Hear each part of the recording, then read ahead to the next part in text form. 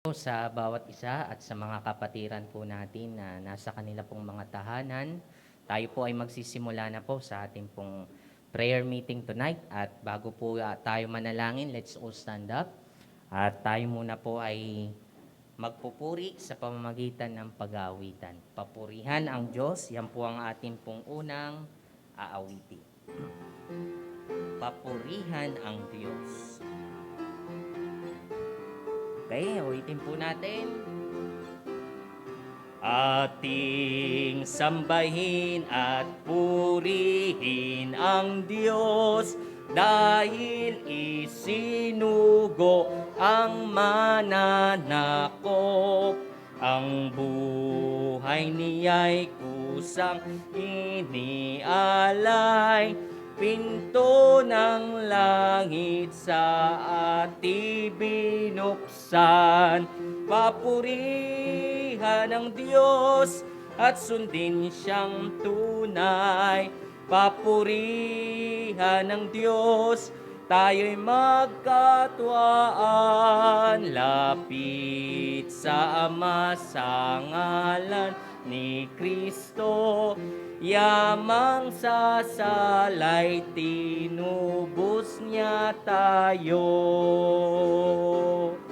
Tanging ang dugo ni Kristo ang lunas, sasalang sa atin ay nagpahamak. Ang bawat mananalig ng taimtim, patawad ng Diyos tunay nakakamtin. Papurihan ng Diyos at sundin siyang tunay. Papurihan ng Diyos, tayo'y magkatuwaan. Lapit sa Ama sa ngalan ni Kristo, yamang sasalay, tinubos niya tayo. Last stanza.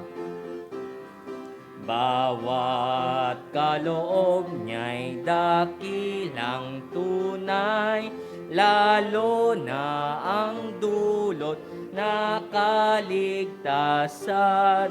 Ligayang ganap ang matatamasa, si Kristo ay atin nang makita.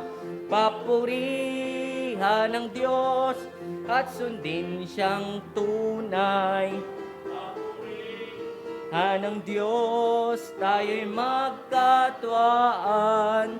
Lapit sa Ama sa ngalan ni Kristo, yamang sasala, tinubos niya tayo. Amen. Remain standing. At hilingin ko si Brother Paul na pangunahan tayo sa panalangin.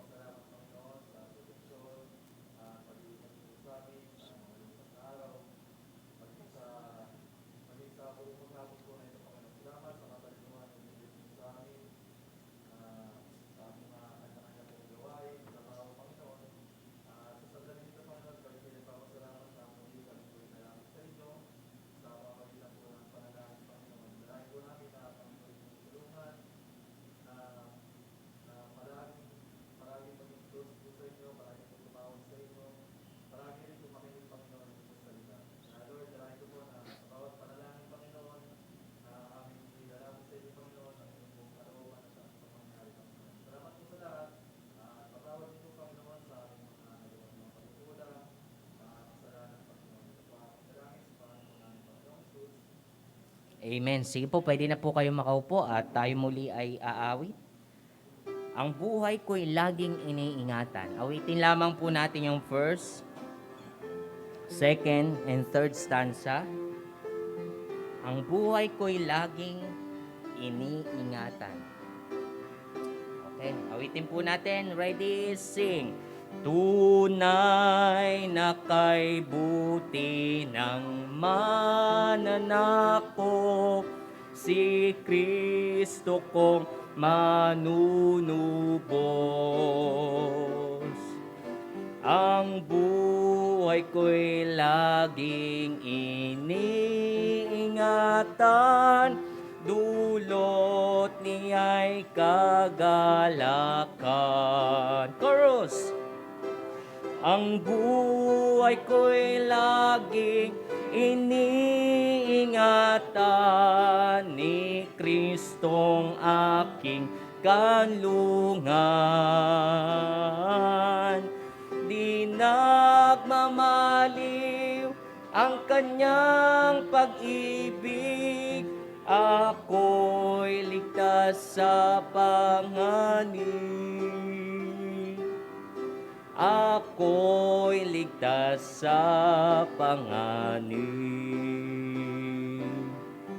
Tunay na kay buti niya sa akin, inaalis ang pasanin. Siya'y kaakbay ko sa bawat hakbang, ang tangi kong kalakasan.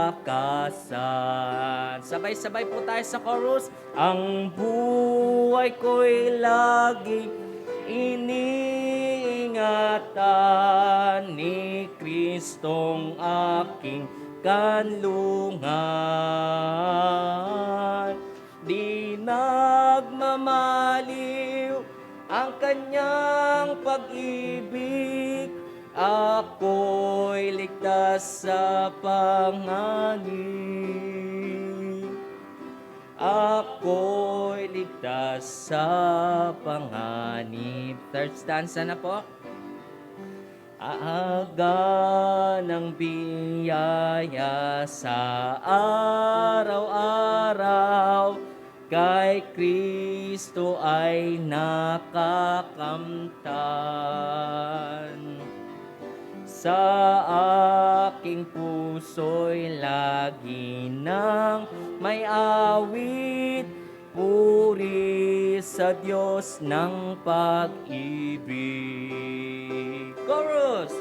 Ang buhay ko'y laging iniingatan ni Kristong aking kanlungan. Di nagmamaliw ang kanyang pag-ibig, ako'y ligtas sa panganib. Ako'y ligtas sa panganib. Amen. Tawagin ko po ang ating pastor para po sa mga ilang announcements po. Okay, magandang gabi po sa inyong lahat. It's good to see you. At ang announcement po natin ay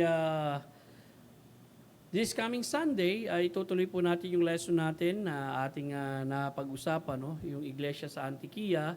And then after that, Lord willing, I will have a series of lesson or messages on what we call five solas, no? Yung ituturo ko sa inyo, it is more of what we stand for as believers dahil yung five solas naman, hindi lang naman Baptist ang humahawak nun eh.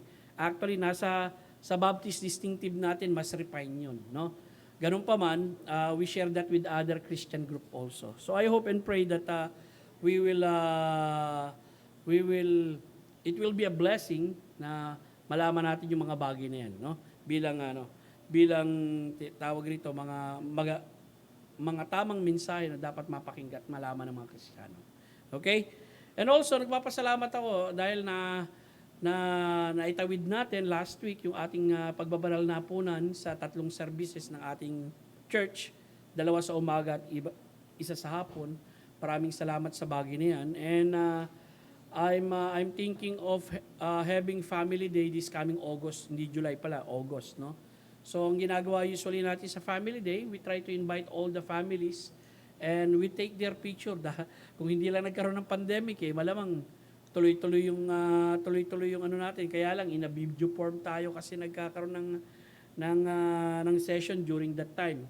So, Lord willing, this coming August, if we will have that family day again, so makikita natin yung buong pamilya, and then magkakaroon tayo ng picture taking uli sa each family, no? Meron tayo niyan simula nung 2000, I think 2014 kung di ako nagkakamali. Hanggang ang huli kong litrato is 2019 eh. Kaya naman 2014 dahil 2014 ako nagsimula humawak ng MBBC. So nagkaroon kami ng family day noon.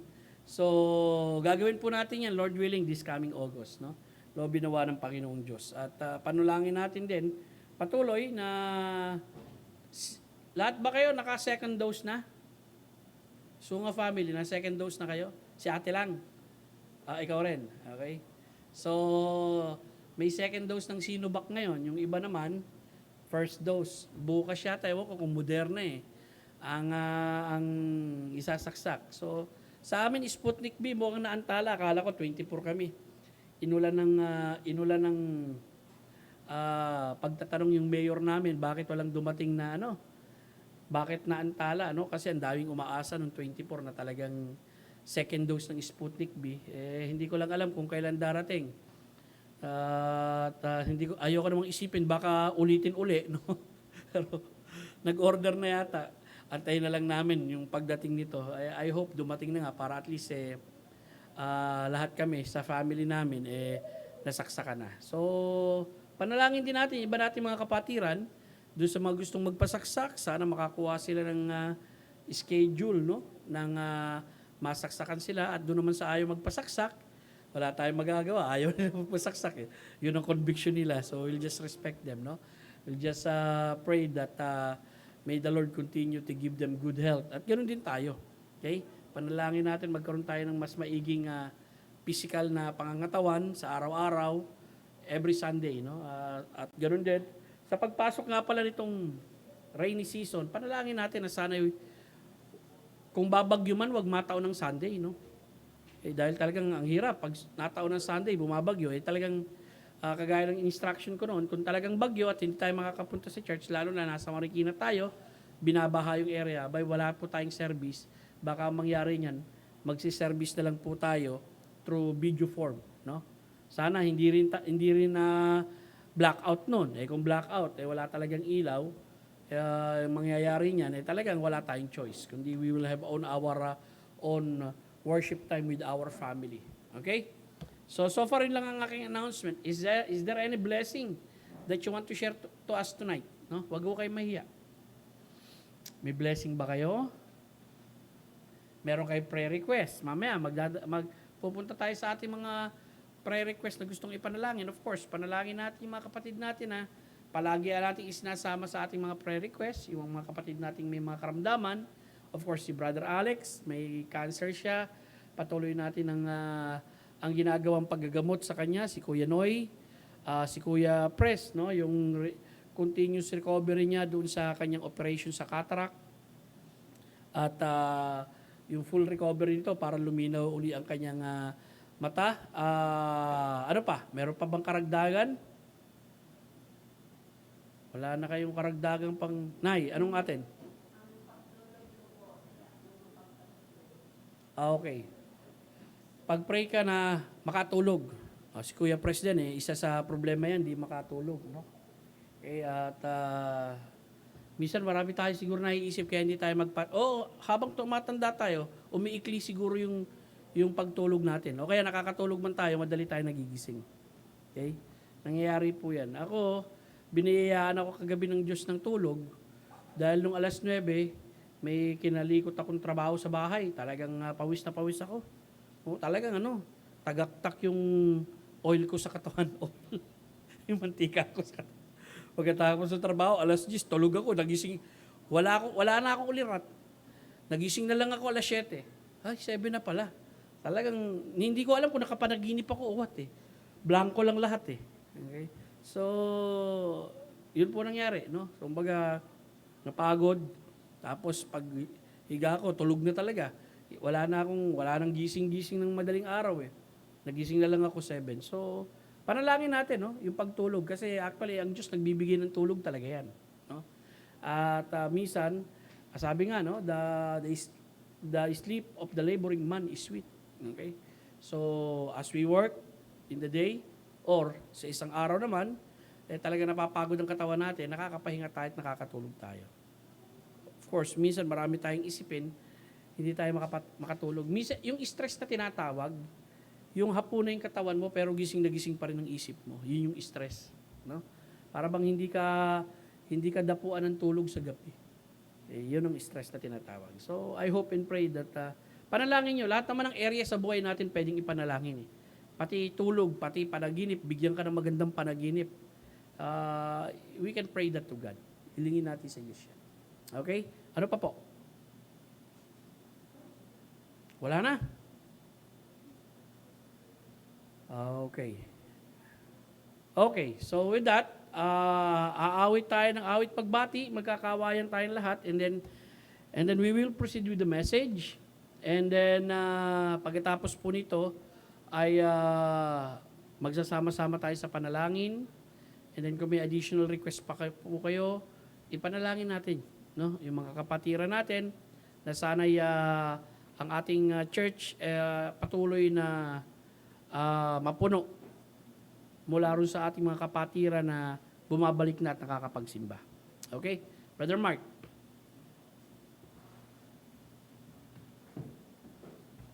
Okay, tayo tayong lahat at awitin po natin ito, Psalm 48 verses 1 and 2. Psalm 48 verses 1 and 2. Okay, let's sing together. Ready? Sing. Great is the Lord and greatly to be praised in the city of our God, in the mountain of His holiness. Beautiful for situation, the joy of the whole earth is Mount Zion on the sides of the north, the city of the great King. Is Mount Zion on the sides of the north, the city of the great King. Amen. Sige po. Remain standing po, magbasa. Remain standing po. Magkakaroon po tayo ng pagbabasa. Tumayo po tayo at magkakaroon po tayo ng pagbabasa ng salita ng Diyos, and then we will pray together, and then we will proceed with the message.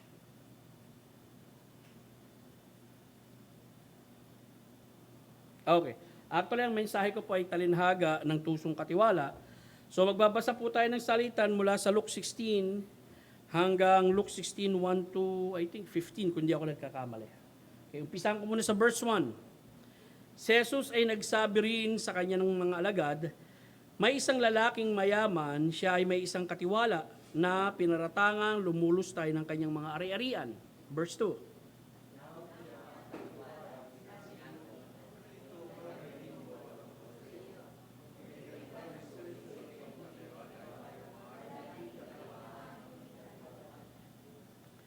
Sinabi ng katiwala sa kanyang sarili, ano ang gagawin ko?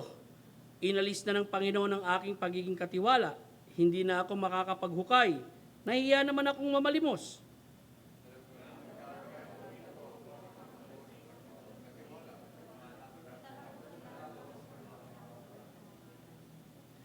Tinawag niya ang bawat isang may utang sa kanyang Panginoon. Sinabi niya sa una, magkano ang utang mo sa aking Panginoon? Sinabi sa kanya, 100 bariles ng langis. Sinabi ng katiwala sa kanya, kunin mo ang listahan ng utang mo, maupo ka kaagad at ang isulat mo ay 50.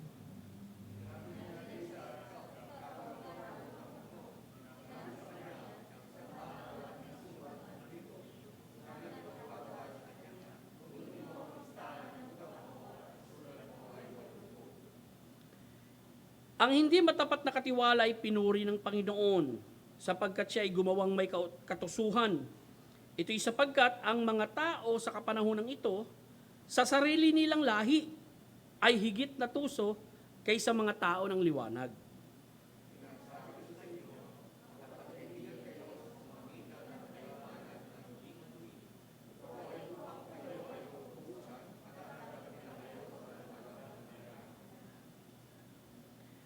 Ang matapat sa kakaunti ay matapat din sa marami.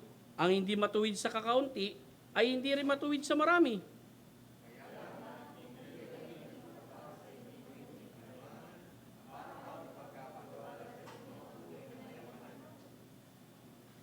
Kung hindi kayo naging matapat sa pag-aari ng iba, sino magbibigay sa inyo ng inyong sarili?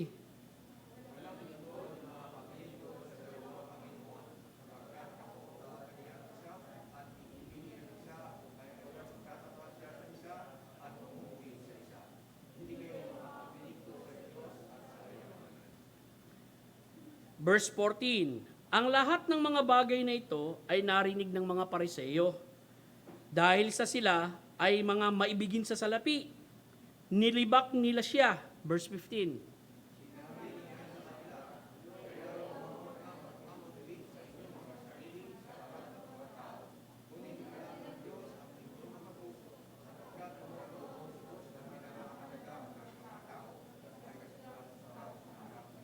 Okay, manalangin po tayo mga kapatid.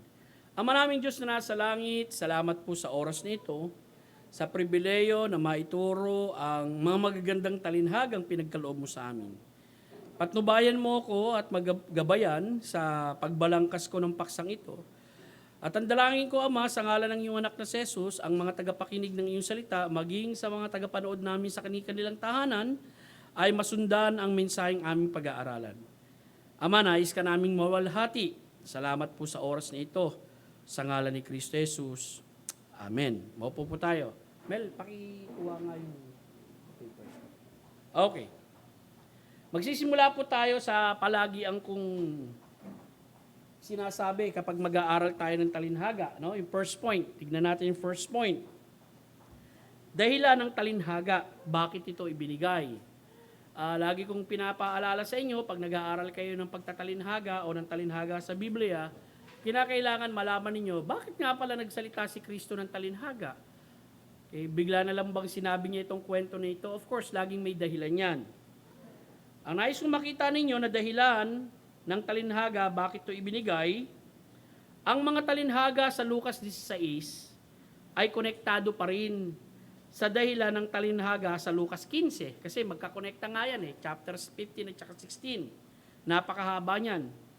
Ito'y ibinigay bilang tugon sa pagrereklamo o pagbulong-bulungan. No? Itong talinhagang ito, Luke 16, as an answer to the complaint. No? May pagbubulong-bulungan kasing naganap rito sa Lucas 15, 1-2. Tandaan nyo, sa Lucas 15, tatlo yung talinhaga ro, no? Yung nawawalang tupa, yung nawawalang anak, at yung nawawalang pilak. Pero konektado pa yan hanggang Lucas 16. Now, sinabi sa Lucas 15, 1-2, ang lahat ng mga maniningil ng buwis at mga kasalanan ay lumapit sa kanya upang makinig. Kanino? Kay Kristo. Ang mga Pariseo at mga guro ng kautusan ay nagbulong-bulungan. Sinasabi nila, tinatanggap nito ang mga makasalanan at kumakain kasama nila. Ito ang dahilan kung bakit ibinigay ng ating Panginoong Kristo ang talinhagang ito. No? Yung tatlong talinhaga sa Lucas 15, no? Yung mga nawawala. Pero makikita natin, sila pa rin yung audience, kasama yung mga alagad ng ating Panginoong Kristo. Nung sinabi niya ang Luke 16, makikita natin, ang audience niya rito yung kanyang mga alagad. Luke 16. Sa Lucas 16, may dalawang talinhaga na may kinalaman sa kayamanan at salapi. Ang una ay ang talinhaga ng tusong katiwala na tagapakinig, na ang tagapakinig ay ang kanyang mga alagad. Makikita natin yan sa Luke 16 verse 1.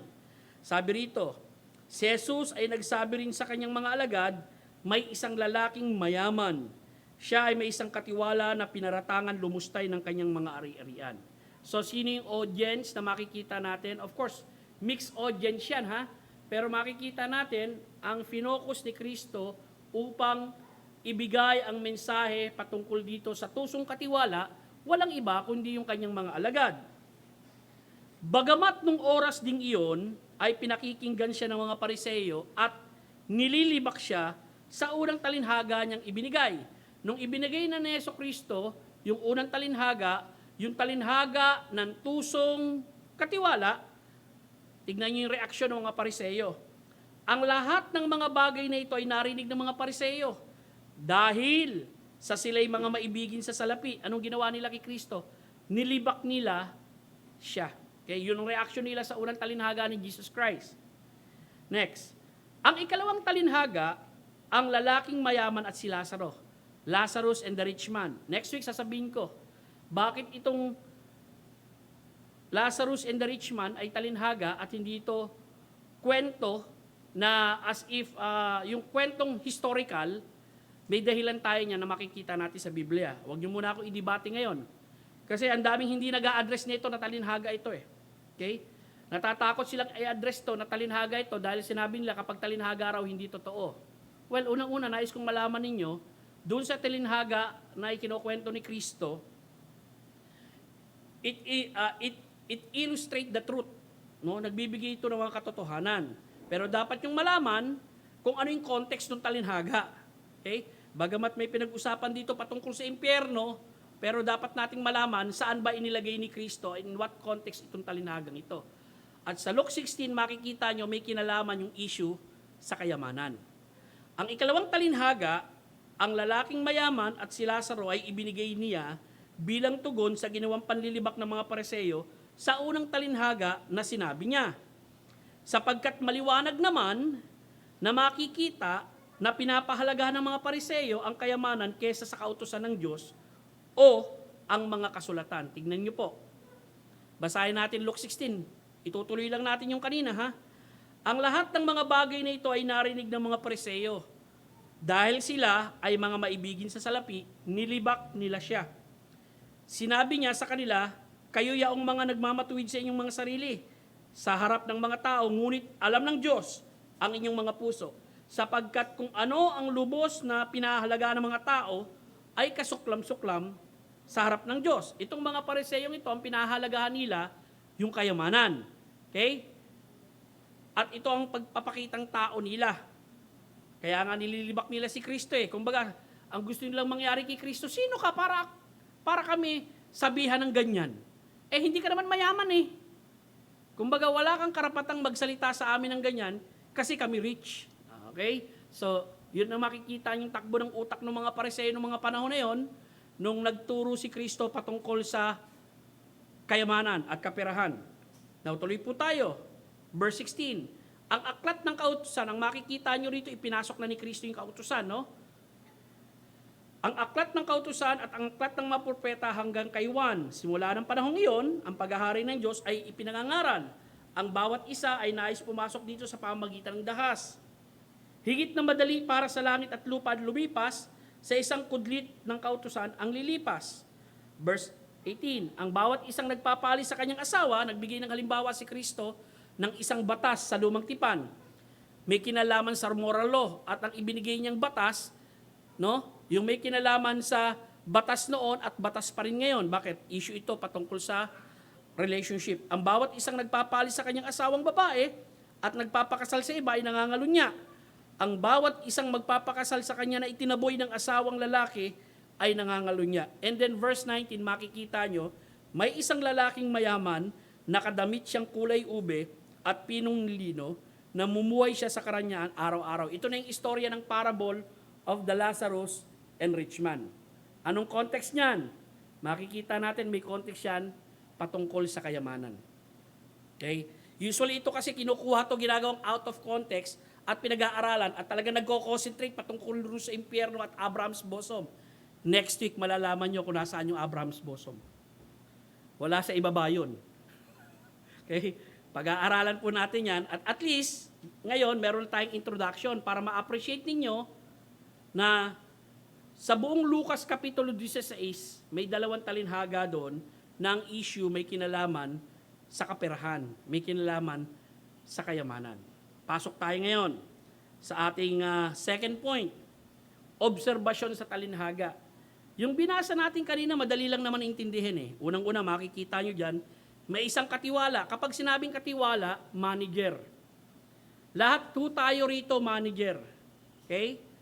God give you opportunity to manage your time, to manage your money, to manage your family, to manage the opportunity that God has given you, to manage the strength that God has given you, to manage the relationship. Lahat po tayo manager. Stewardship ang pinag-uusapan. So ang nagbibigay niyan sa atin ay ang Diyos. Sa istoryang ito, may manager at yung manager na yon, malaki ang responsibilidad niya na pinagkakatiwalaan siya nung may-ari ng ari-arian. Listen. Okay? Yung ari-arian, hindi pag-aari ng manager. May nagmimi-ari nun. Siya katiwala upang magamit niya ng tama yung ipinagkatiwala sa kanya. Katulad rin ng meron tayo ngayon. Yung oras mo, bigay sa iyo yan ng Diyos.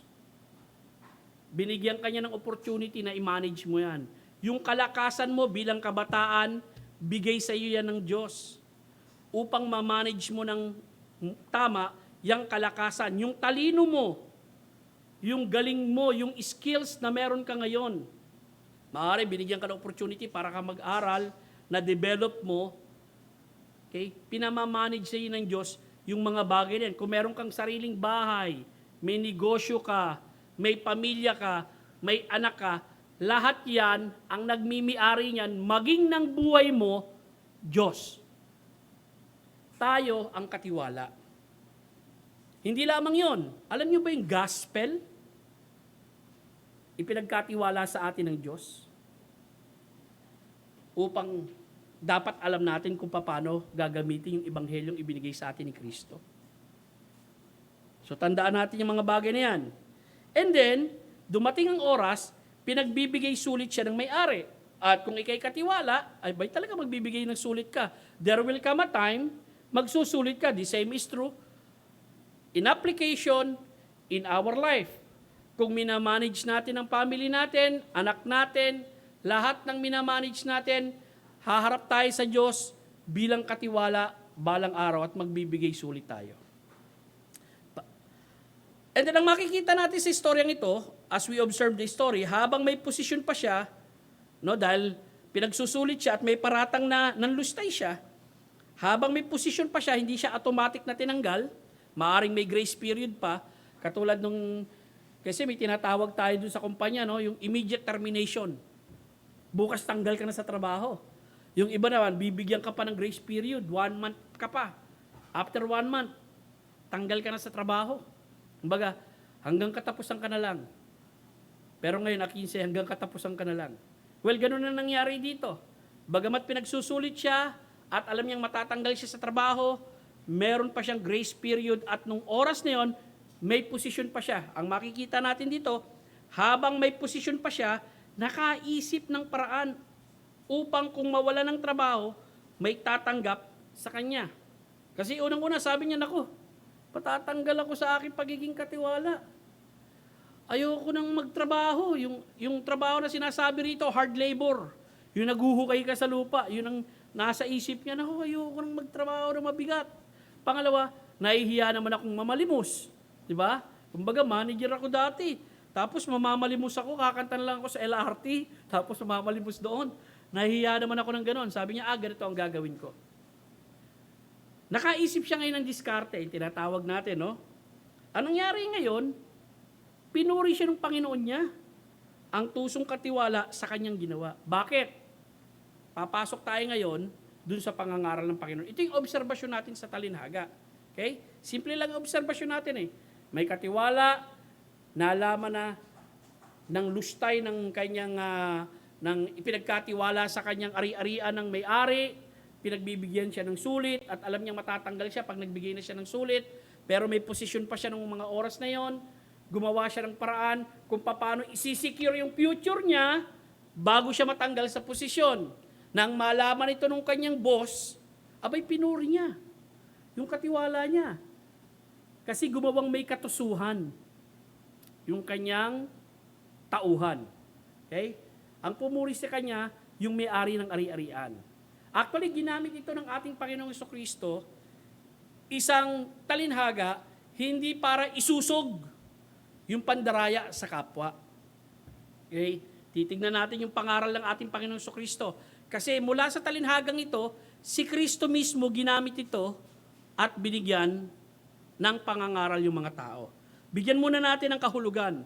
Usually, ang ginagawa natin sa talinhaga, di ba?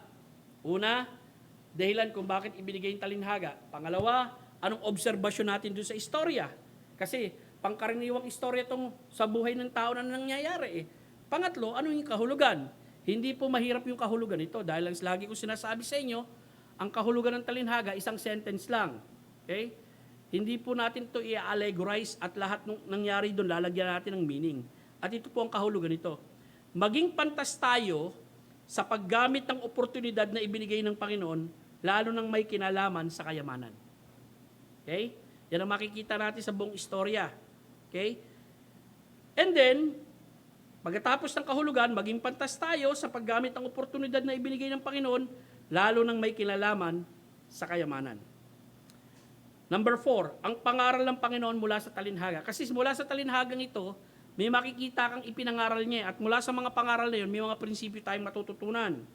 Unang-una, letter A, gamitin ng may kapantasan ang kayamanan sa pakikipagkaibigan upang madala ang di mananampalataya sa kaligtasan. Ito ang makikita nyo rito ha.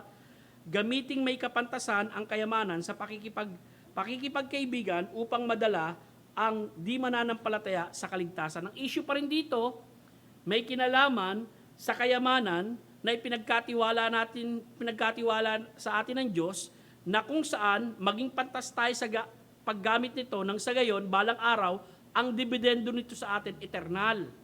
Hindi lamang aasenso tayo sa material na bagay, kundi may eternal na balik ito sapagkat gagamitin natin din ito sa spiritual na aspeto. Tignan po natin yung istorya. Ang hindi matapat na katiwala ay pinuri ng Panginoon sapagkat siya ay gumawang may katusuhan. Ito'y sapagkat ang mga tao sa kapanahonang ito sa sarili nilang lahi ay higit na tuso sa mga tao ng liwanag. May pagkukumpara dito, no? Kung ako unbeliever, pagdating sa diskarte, sa mga katulad kong unbeliever, no? Sa mga kalahi kong unbeliever, mas diskarte ako. Mas magaling pa raw ako, sabi ni Jesus Christ, kaysa doon sa mga taong sa liwanag. Pagdating sa pagdidil, lalo-lalo na sa mga pang-spiritual na aspeto. Okay? Yun ang makikita yung pagkukumpara na ginawa rito, no? Ito'y sapagkat ang mga tao sa kapanahonang ito, sa sarili nilang lahi, ay higit na tuso. Okay? Kaysa mga tao ng liwanag. Yung mga tao ng liwanag, referring sa atin. Now, dito makikita natin, ibinukod ni Kristo yung mga tao ng liwanag at ibinukod niya yung mga tao na hindi sa liwanag. Of course, doon sa mga tao hindi sa liwanag, may matututunan ka rin sa kanila. Okay? Na mga prinsipyo. Dito, ang matututunan mo, yung galing ng diskarte nila eh. Pero kung tayo ay nasa liwanag, pwede rin tayong matuto, no, sa galing ng diskarte nila, pero ang approach natin tama, hindi mali. Okay? Gagawa rin tayo ng ideya, gagawa rin tayo ng diskarte, pero ang application nito magiging tama na kung saan ang isinisecure natin yung future natin eternally. Pansinin mo, sinabi sa verse 9, sinasabi ko sa inyo, makipagkaibigan kayo sa pamagitan ng kayamanan ng hindi matuwid. Kanino daw makikipagkaibigan? Sa kayamanan ng hindi matuwid. Kapag sinabing kayamanan, may kinalaman to sa kaperahan. Ang idea ng sinabi rito makipagkaibigan, gamitin niyo itong kayamanang ito. Ito ay upang kung kayo'y maubusan, matanggap nila kayo sa walang hanggang tirahan. Ang idea po rito, no, using the money that we have, okay, we will use that in eternal purposes. Okay, yun po ang layunin, no? Na tayo, maging madiskarte tayo rito sa lupa bilang mga Kristiyano. Okay? Gagawa pa rin tayo ng tama. At kung payayamanin man tayo materially, gamitin natin ito para makaabot ng mga tao at maging kaibigan natin sila. Isa pang kahulugan na nabanggit ko rito sa inyo kanina, no? Using the money that God has given us, gamitin natin ito sa pakikipagkaibigan sa ating kapwa. In what way? Suhulan sila? Hindi. Ang daming paraan pwede mo maabot ang kapwa mo eh. Okay? At maging kaibigan sila eh. Tulungan sila. Yung mga bisita rito sa church, kung may pera ka at pwede mong ilabas, gusto mong ilabas, ilabas mo. Pakanin mo sa labas. Okay? You are making connection with people or prospect or unbeliever using the money that you have. Anong layunin mo ron? Para madala sila sa Panginoon. Anong layunin mo ron? Balang araw, magkaroon ka ng spiritual na dividendo. Okay? Kaya nga, magkaroon tayo ng kapantasan. Doon sa ipinagkatiwala sa atin ng Diyos na kayamanan at magamit natin ito sa pakikipagkaibigan sa mga tao na balang araw, maghahatid sa kanila sa kaligtasan. Hindi natin sila susuhulan para makinig sila sa atin, no? At para makinig sila sa atin at dahil binibigyan mo sila ng pera para makinig sila sa ebanghelyo na sinasabi mo, hindi po ganoon. No? Ang gusto ko sabihin sa inyo, gagamitin natin yung pera na meron tayo upang makakonekta tayo sa kanila, maging kaibigan natin sila at magkakaroon tayo ng opportunity para maibahagi sa kanila ang kaligtasan. Sa ganung paraan po, nagiging pantas tayo sa paggamit ng tinatawag nating mamon o yung kayamanan o yung kaperahan na meron tayo. Pangalawa, ang mapagkakatiwalaan at matapat sa kakaunti ay matapat din sa marami at tunay na kayamanan. So dito makikita naman natin, may mga comparison na ginawa ang ating Panginoon Kristo rito eh. Basahin ko muna yung text, no? And then makikita niyo yung mga comparison. Ang matapat sa kakaunti ay matamat din sa marami. Ang hindi matuwid sa kakaunti ay hindi rin matuwid sa marami. Kaya nga kung hindi kayo magiging tapat sa hindi matuwid na kayamanan, paano'y pagkakatiwala sa inyo ang tunay na kayamanan? Kung hindi kayo naging matapat sa pag-aari ng iba, sino ang magbibigay sa inyo sa inyong sarili? Now, pansinin niyo yung comparison diyan. Merong kaunti, merong marami. Merong hindi matuwid na kayamanan, merong tunay na kayamanan.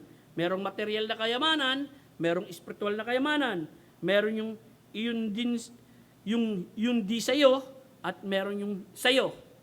Yung salapi bilang Panginoon at tunay na Diyos bilang Panginoon. Makikita natin diyan, no? Kasi pinapili, no?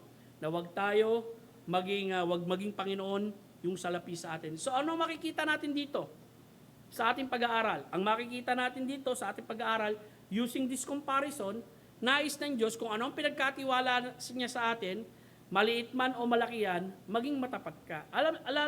Alam niyo yung ibang talinhaga na ibinigay ng ating Panginoong Jesucristo? Yung talento, may binigyan ng isa, may binigyan na 2, may binigyan na 5. Okay? Yung 5, na doble niya, naging 10. Yung 2, na doble niya, naging 4. Yung isang ginawa niya, itinabi niya. No? Hindi niya ginamit. So dito, konti na nga lang yung ibinigay sa kanya, abay, hindi pa siya napagkatiwalaan doon sa konti na yon. Bakit? Hindi niya ginamit eh. Na sana tumubo man lang at nagkaroon ng interes, sabi ng Panginoon. So dito, ganun din sa ating buhay, mga kapatid. Ang idea po rito, promotion, no? Ang Diyos ang nagdadagdag sa iyo. Dahil the more na pagkakatiwalaan ka, ang Diyos ang nagtataas sa iyo. Okay? At ito, legit na pagtataas to. Hindi ka gumawa ng makamundong paraan para ma-promote ka, kundi ang Diyos ang nag-promote sa iyo, ang Diyos ang nagdagdag sa iyo. At dito makikita natin yung kahalagahan na kung ano man ang meron ka sa buhay mo ngayon, abay gamitin mo. Okay? At mapagkatiwalaan ka. Gaano kaliit mang talento yan, gaano kaliit mang kayamanan yan, gaano kaliit mang oras yan. Okay? Yang pamilya mo, yang mga anak mo, sabihin natin yung mga anak mo, hindi katulad ng anak ng kapitbahay mo, lahat cum laude. Kung lang yung mga anak mo, kung.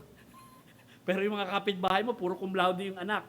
Well, binigyan ka pa rin ng anak ng Diyos, abay pinagkatiwala sa iyon, pag-usayan mo yung pagpapalaki sa kanila. Okay? Hindi naman batayan sa harapan ng Diyos kung matalino o hindi matalino ang tao eh. Ang batayan sa harapan ng Diyos, no, yung tinatawag natin pagkakaroon ng kaugnayan sa Kanya. Now, tuloy po tayo. Verse 13, walang lingkod na makapaglilingkod sa dalawang Panginoon, sapagkat kakapootan niya ang isa at iibigin ang isa, o kaya magtatapat siya sa isa at mamumuhi sa isa. Hindi kayo makapaglilingkod sa Diyos at sa kayamanan. Now, Nabanggit ko na ba yung pang-apat? Ano ba yung pang-apat? Mayroon ba akong pang-apat dyan? May fourth point pa ako? Okay. Hindi ko na nasabi yung fourth point. Yung fourth point na hindi nakalagay dito, buwang nalagpasan natin. Okay? Yung fourth point na hindi nailagay dyan, nais kong makita ninyo, yung magkaroon tayo ng single focus. Okay? Kasi ang makikita natin dito, yan, dapat meron ka lang solong pinagtutuunan. Okay? Kasi itong makikita natin doon sa text, kapareho ito ng text doon sa Matthew 6, pansinin natin, no? Verse 19 to 24.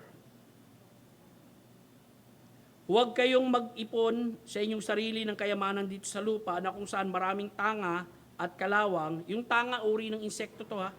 At kalawang ang naninira. Nanakawin din ang mga ito ng mga magnanakaw. Sa halip mag-ipon kayo ng kayamanan sa langit dahil doon ay walang tanga at kalawang nasisira at wala ring magnanakaw. Ito'y sapagkat kung saan naroon ang iyong kayamanan, naroon din ang iyong puso. Ang mata, ang ilawan ng katawan.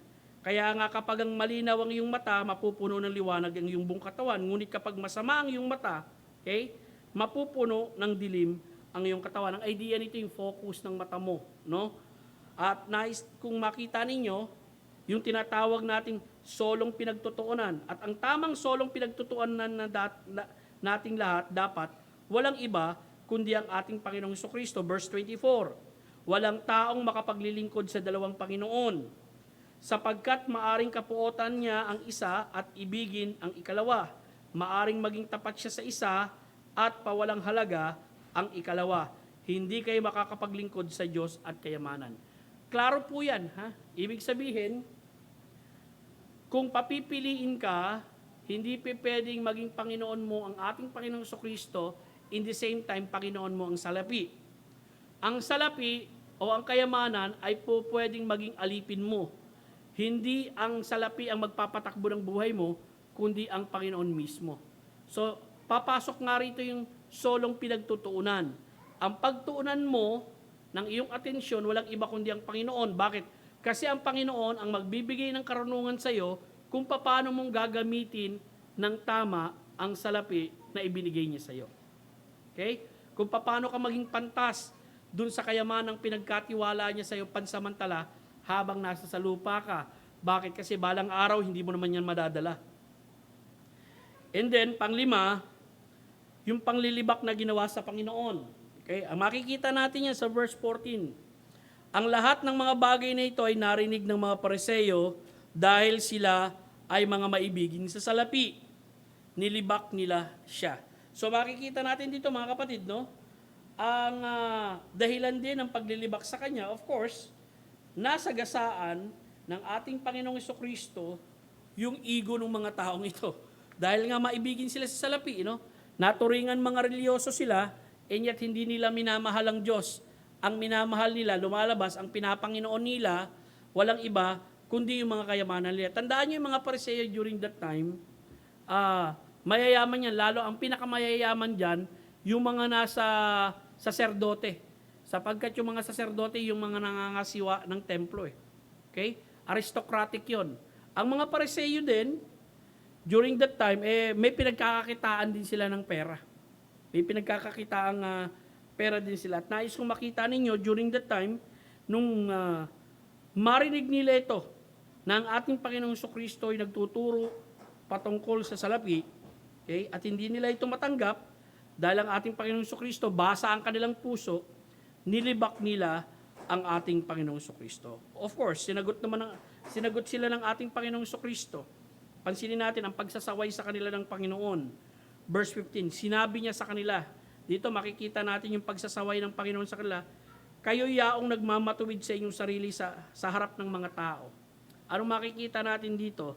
Ipinakita ng ating Panginoong Jesucristo na as far as outward appearance is concerned, they want to look righteous before people. Nakuha nyo? Okay? Nais nilang maging, may term akong ginagamit dyan eh. No?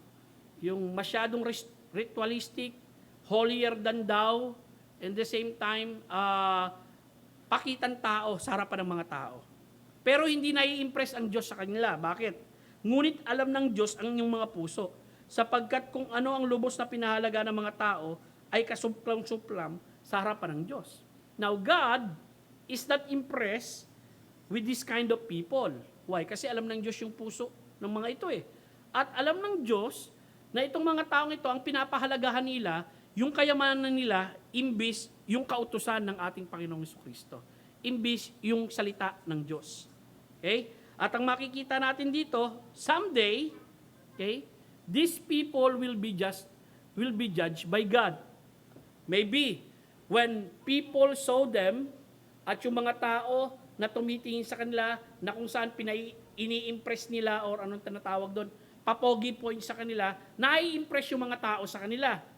Pero hindi nila madadaya ang Diyos sapagkat ang Diyos nakikita ang puso nila. And God is not impressed with them. And someday, God will judge them because of what they are doing. Ano yun? Mas matimbang sa kanila ang kayamanan kesa sa kautusan ng Diyos. Bigyan ko lang kayo ng hint. Pagpasok po nung Lazarus and the rich man,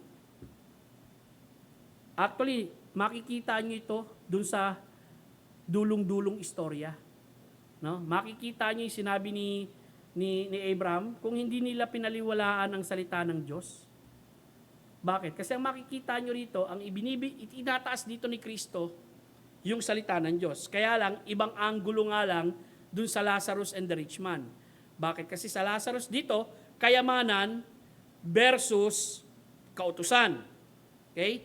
Sa Lazarus and the rich man, karanasan versus kautusan. Pero kayamanan pa rin ang issue ron. Dahil rich man nga eh, yung kinuwang bida ng ating Panginoong Jesucristo at saka si Lazaro. So anong makikita natin dito? Ang pinag-usapan po natin, yung pagiging katiwala. Actually, ang daming principle dito. No? May isa pa akong mensahe na ganito rin. Actually, may 7 prinsipyo kang makikita. Pero ganun pa man, yung aral ng ating Panginoong Jesucristo na ibinigay niya sa atin, sapat na eh. Ang dami mo makikita rito na makakatulong sa atin na dapat nating malaman bilang mga Kristiyano, tayong lahat ay steward ng Diyos. Tayong lahat ay magbibigay sulit balang araw. At isa sa pagsusulitin natin ay yung kayamanan na meron tayo o kung ano man ang ibinigay sa atin ng Diyos na kaperahan.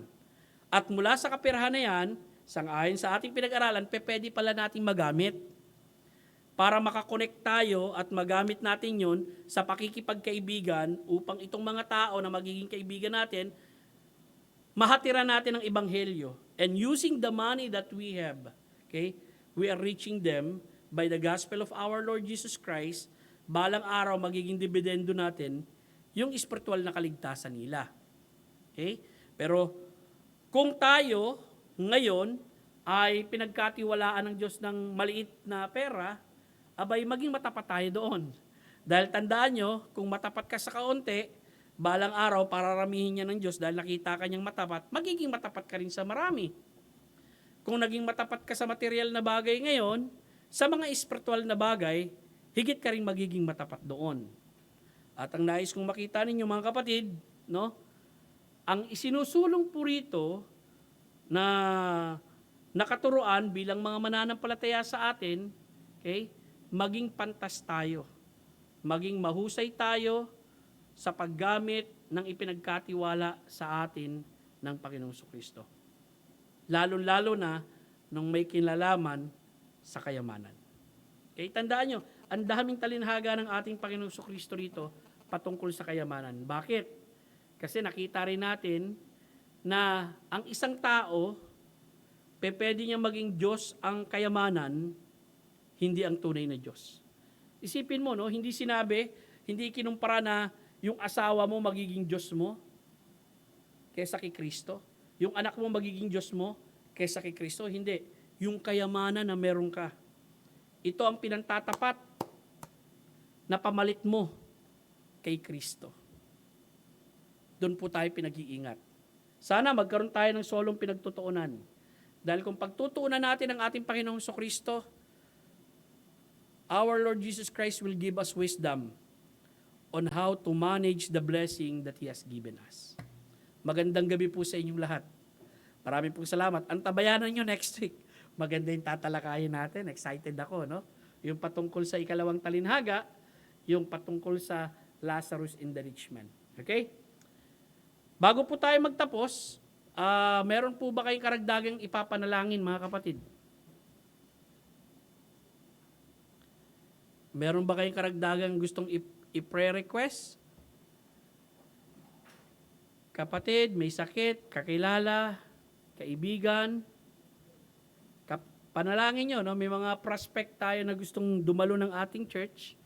I hope by this coming Sunday, makadalo sila. Last week, may dumalo ng 3, no? Actually, tumawag muna sa akin, Pastor, yan kami mag-church ngayon. Okay? Sabi ko, sige, welcome kayo. At panalangin natin, no? This coming Sunday, yung mga kapatiran, kasi ibang mga kapatiran natin, natatawagan lang naman ng mga kakilala din nila at naghahangad na makadalo sa ating church. So, sana matuloy, no? Ang pagbisita nila sa ating church. Okay? So, liban doon, panalangin po natin yung mga bagay na ganun. Meron pa ho ba kayong karagdagang pagpe-pray? Wala nang pahabol? Walang text kasi sa akin. May text ba sa inyo? Wala na? O sige, gawin natin. Maglaan tayo. Sino?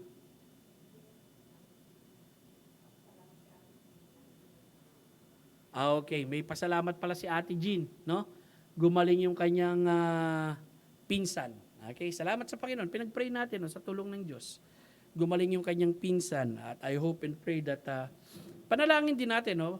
Of course, we are looking forward that kung hindi ngayong taon, baka next year, makakuha tayong ng lot. Okay, lupa. Okay? Dahil nais natin pagtayuan ng isang decent tawag rito, concrete church. I hope makakuha nga tayo ng lupa at magkaroon tayo ng murang lupa. Pwede naman tayo kumuha ng murang lupa dun sa Upper Antipolo. Kaya lang hindi na kayo pupunta ron. So dito po tayo sa Marikina kukuha. No? Sana makakuha tayo. At prayer din natin yan. Bagamat unti-unti tayo nag-iipon, pero syempre, we need to look also to scout kung meron tayo makukuhang lupa muna. Okay? So maasa ako sa bagay na yan. At ganun din, may mga kapatiran na mukhang may pledge doon sa bagay na yan pag nakakuha na tayo ng lupa sa hinaharap. So kung wala na, ang gawin natin, maglaan tayo ng ilang minuto para manalangin. And then after that, aakyat po ako muli rito, magko-closing prayer tayo, and all of us will be dismissed tonight. Okay? Sige po. Let us pause for prayer.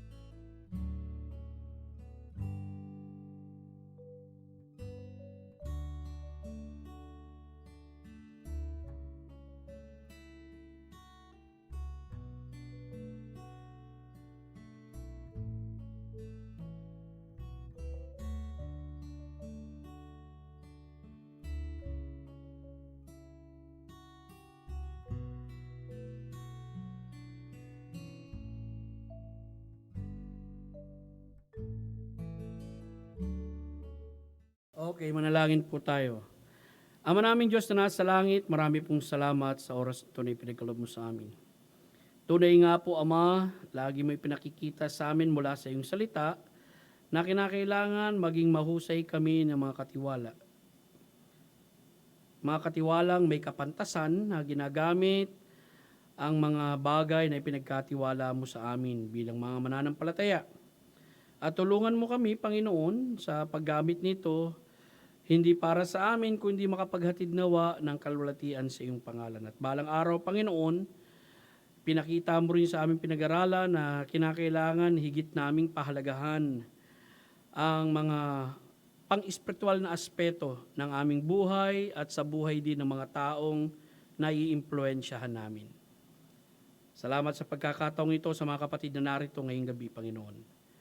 Next week, I'm looking forward, Lord, for another good story that we have in the Bible na aming pag-aaralan at naway makapiling ko muli ang mga kapatid sa gabing ito.